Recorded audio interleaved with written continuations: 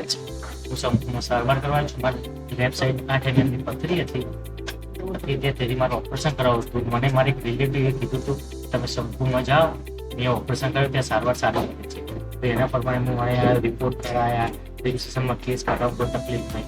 અંગૂઠોમાં સારામાં સારી સગવડ છે, કોઈ લાઈનમાં નથી ઊભું રહેવાનું.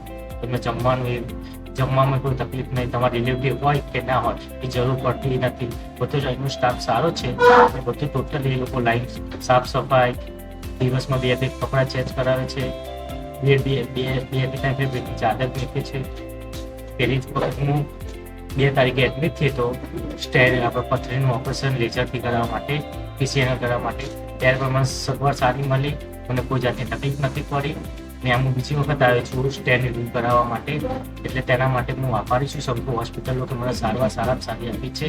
અને તે બદલે હું બીજાને રિલેટિવને મેં કહું છું કે તમને કોઈ પથરીની યા તો કોઈ બીજી તકલીફ હોય તો તમે શંકુમાં આવીને બતાવી જજો, બેસ્ટમાં બેસ્ટ સારવાર મળશે.